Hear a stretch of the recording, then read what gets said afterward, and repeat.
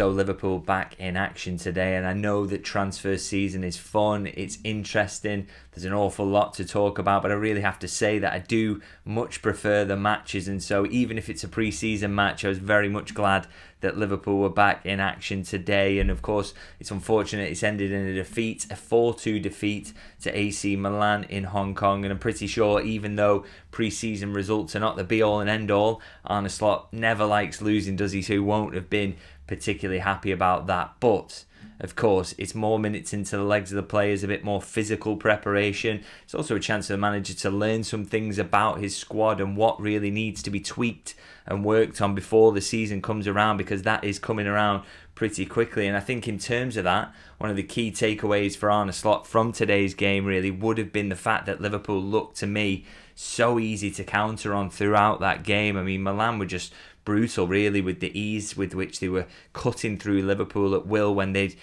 been soaking up pressure themselves, and then all of a sudden they were out with 2 or 3 passes and they were straight at Liverpool's back line. And I think it's something for Arne Slot to think about. Again, it's just pre-season, but I think the coaches aren't reading into the results, but they may be reading into performances and things that they're seeing in these performances and working out what they need to work on a bit further. And I think this is a really good example of something they would have highlighted, or they'll certainly be talking about in tomorrow's video review session, because Liverpool had 68% of the possession in this game, so absolutely dominated the ball, and as a result of that they got 18 shots and 7 shots on target. But of course the flip side is that AC Milan have 32% of the ball, and yet they managed 10 shots and 8 shots on target, so 1 more shot on target than Liverpool managed, despite the fact they spent most of the game camped around the Milan box. Now, of course, if you're a team that wants to be dominant in possession, wants to camp around the opposition edge of their area and really put pressure on in that way, then the thing that defines you, and the thing that for me is the difference between the so-so teams, the decent teams, and the very, very good teams, is that the very, very good teams don't only just choke you in that way and pull you apart and find ways of breaking down a deep block, they also make it so that you just can't get out, you can't breathe. You think of the peak Pep Guardiola teams when they were doing that. I think Liverpool at times have been extremely good at that as well in their recent years. So you don't want to be easy to counter on. And you think about Arsenal last season, for example, the amount of times they got done on the counter in situations where they dominated games. Like I say, that's the difference between the true elite sides. So I think it's something Arne Slot will be focusing on with the players, something he will want to work on. But of course, there are a few caveats there. I think the players will be tired. The heat in Hong Kong is very unusual. They've been doing double sessions recently, so that takes something out of the legs, and maybe you've just not got that last yard to get back in to take out a counter or stop it developing. So, and there will be mental fatigue there of course as well, and the element of that the match doesn't maybe matter as much as if you were contesting a Champions League final. But I'm sure Arne Slot would be reminding his players of what they need to do to sort that out, and he won't want to see a repeat of that over the remainder of pre-season. So it will be, I'm sure, a talking point amongst the squad. But of course there are other things as well, so many positives, some other negatives as well, but lots to learn from this game outside of that. But for me, that was maybe the main tactical takeaway that I think Arne Slot will be focusing on. Now, in terms of the positives, I want to focus on a couple of individual players here, because there were some real positives, mostly for me in the first half, and one of those I want to focus on is Florian Wirtz. And what can you say really other than wow? I mean, this guy is going to be pretty good for Liverpool. I don't think I'm putting my neck on the line saying that. I just think he just looks a special player already, really. I mean, you look at his numbers from this game, and it's 1 out of 2 ground duels won, 1 out of 2 dribbles won, 0 shots, no goals, no assists. So not very impressive at all, really, in terms of the numbers. But thankfully, we use statistics as well as our eyes and actually watching the game. The numbers are not everything in football. You do have to watch the games and to get a real feel, and anyone who watched that game can tell you just how good a player Florian Wirtz is. I just thought he was magic at times, really. I mean, some of the touches in tight areas just never looked flustered, lending the ball, just using it, wanting to dominate in that way and really kind of orchestrate Liverpool's attacks. Loved the way he did that. Some of the the intelligence of his link up with others, his ability to speed the game up or slow it down. He just looked incredible, really. He's just for me, a real special talent. I mean, we saw him in that false nine role, which is an option for Liverpool at times. Maybe not if they sign Isak, but he's an option who can play there. Of course, he can play in the 10. He can maybe play off the left at times as well. But he just looks comfortable all over the pitch, because if your touch is that good, your way to pass all these aspects of the game, then you're going to be a pretty special player, really, no matter where you're deployed. And I think we just kind of saw that today. I mean, unlucky not to get a goal because Salah tries to pass back to him and just gets cut out. But of course, he'd created the chance with incredible touch and then a ball in behind for Salah. So just absolutely loved watching him play, despite the fact that his numbers weren't incredibly out there today. But I just think Liverpool have got a special player on their hands, and I almost feel like at the moment it's kind of being forgotten about, because there's all this talk about Isak and what a signing he would be, and he would take Liverpool to the next level. But they've already spent potentially up to £116 million on this guy, and he already looks to me like he might be worth that. It's just incredible. So can't wait to see more of him. Can't wait to see him in the flesh as well when you get down to Anfield to report on games there.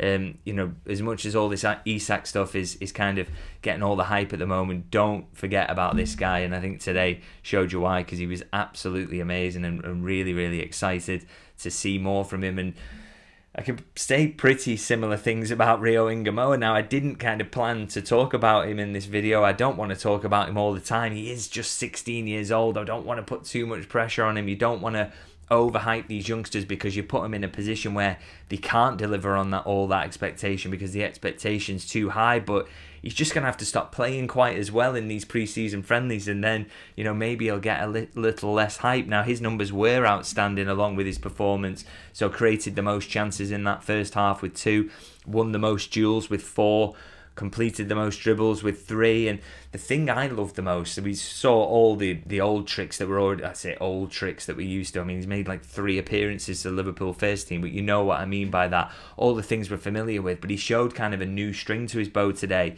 And there was a moment in that first half where he's dribbling a player just inside the box, and he goes down onto his left foot and gets a really powerful shot away that needs saving. Now, it's really important that he has that variety in his game. He's not just the guy who wants to cut inside all the time. He can go on the outside, and he can shoot with what is supposed to be his weaker foot, because if you've got that variation, you keep defenders guessing all the time. And so that's really, really important. And I think, he just showed that moment to me was kind of, it underlined even further that Liverpool might have a really, really good young player on their hands, really. So along with everything else he did, which was incredibly impressive. And again, you can see, and I think this is key with Ngumoha, so many players there, so many top players in that team absolutely trust him with the ball, and they're happy to play him in and know that they'll get it back because they know how good he is. And for him to be doing that at the age of 16 is pretty ridiculous, really. And it just underlines that Liverpool have got a real special talent on their hands, and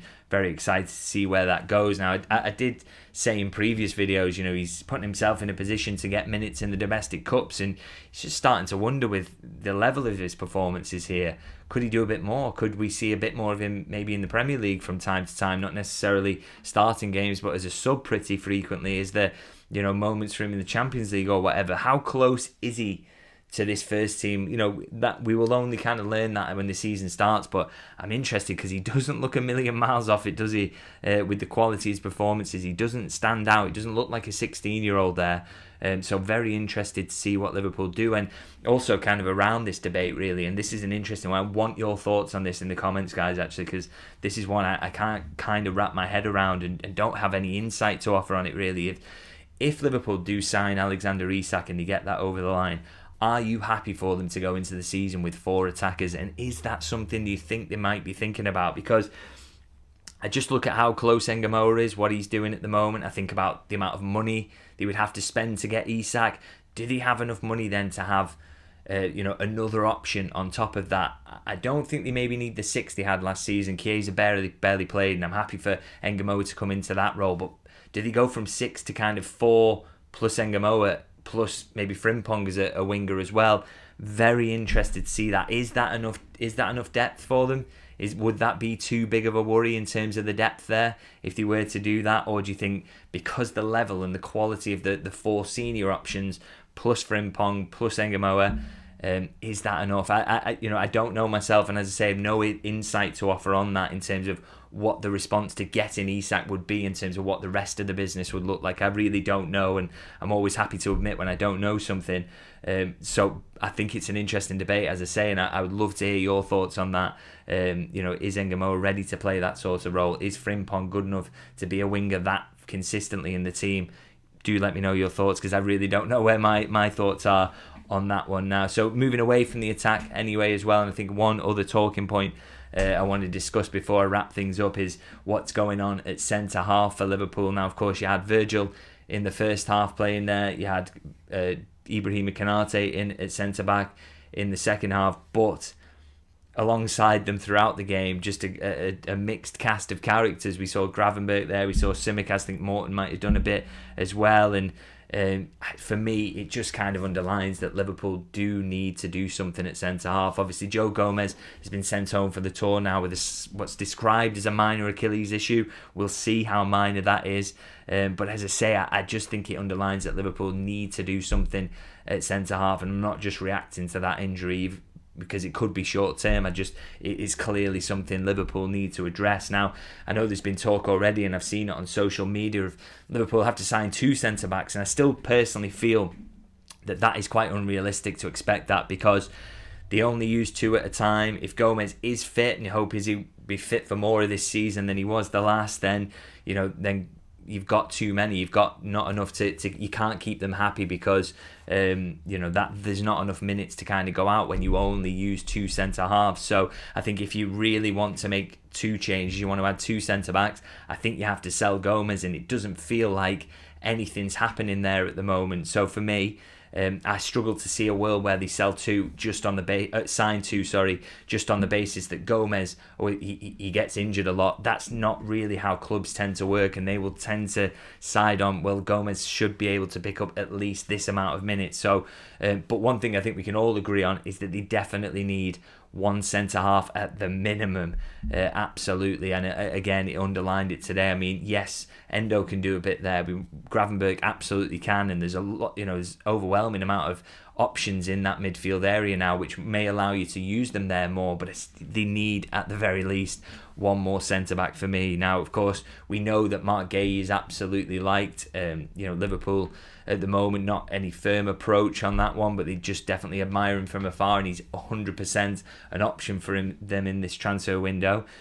But they probably need to get moving on that one. They need to find out what Crystal Palace are thinking about it, what kind of fee would be needed to get that one over the line, and if they can't get him, then get an alternative in before the season starts, because the season is coming up quickly, isn't it? And I think you can't risk going into a season with 3 senior centre-back options. The last time Liverpool did do that, of course, was when they were defending the title, and it went horribly wrong. I mean, I don't think they would have defended the title regardless, given how bad the injuries were, and ended up being in that position. So signing one probably wouldn't have made a difference, but I think if you have just got 3, you're too susceptible to just getting even a couple of injuries there, and all of a sudden you're slightly out the title race. So they don't want to leave themselves in that position. So I think that is a crucial signing for me, and something they need to get a move on with. I know all the focus is on Isak at the moment and what might happen there, but arguably at the moment the thing they need the most before the season starts for me is a centre half. So hopefully we see some movement on that in the coming weeks.